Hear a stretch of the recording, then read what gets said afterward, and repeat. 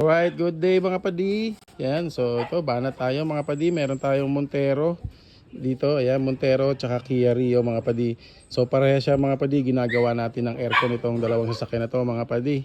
So itong Montero na tong isa, ang issue na itong kibosing is nagkakaroon ng tulo sa loob ng kanyang sasakyan, no? Yung tulo ng yung sa drainage ng aircon nitong kibosing pumapatak na sa loob. So meaning barado yung pinaka drainage ng kanyang aircon system mga padi.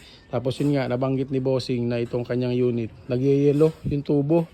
So kapag ganun mga padi na nagyeyelo na yung tubo ng mga aircon ninyo, ibig sabihin mga padi, barado yung natin, yung aircon system natin, yung mismong daan ng refrigerant o nung tinatawag natin na freon mga padi.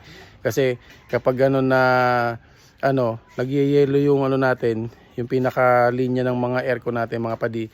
Kumbaga, hindi nakakadaloy ng maayos yung mga freon natin. Kaya pag ganun mga padi, ibig sabihin kailangan na natin ng isang magandang cleaning doon sa system natin kasi bumabara na siya.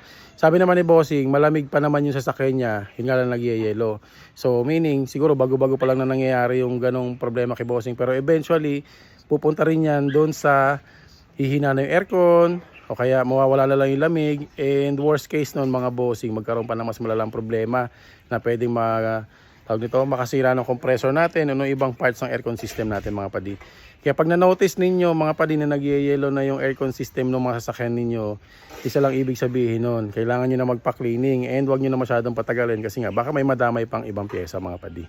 So ngayon mga padi, ayan, nalinis na natin yung mga aircon parts na, ayan, baklas pa. So for completion na tayo. So Montero dual aircon niya mga padi. So kaya nakabaklas yung ating mga dito, yung sa gilid. Tapos yung sa dashboard niya na na rin natin doon, nabalik na natin yung evaporator doon. Tapos aircon reprocess yung ginawa natin dito mga padi. Nagpalit tayo ng receiver dryer tsaka ng expansion valve. Ayan mga padi. Ito yung expansion valve na isa. Yung isa nakakabit na. Siyempre kapag dual aircon mga padi, dalawa expansion valve niya, no.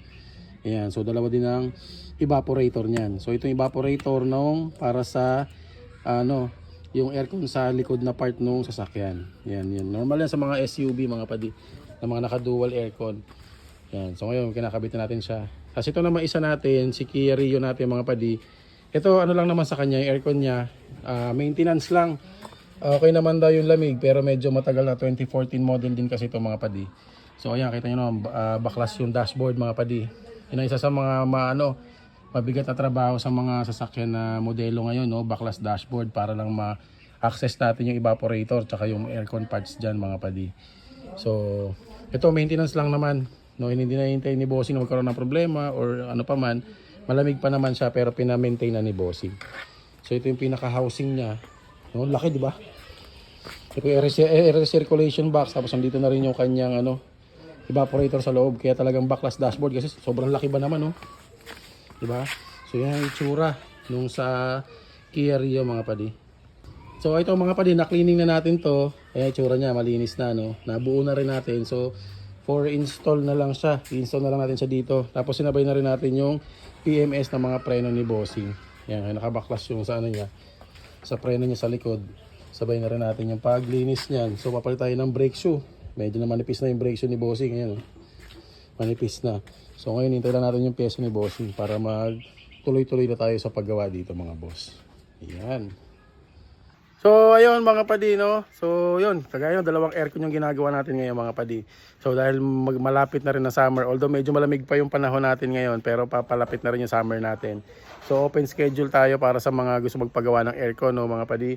Gusto magpa-maintain ng aircon, magpa-aircon reprocess, so may problema yung lamig ng mga aircon ninyo mga padi, PM nyo lang po kami sa page, no mga padi, para ma-schedule po natin. Alright, so yun lang mga padi, maraming salamat po.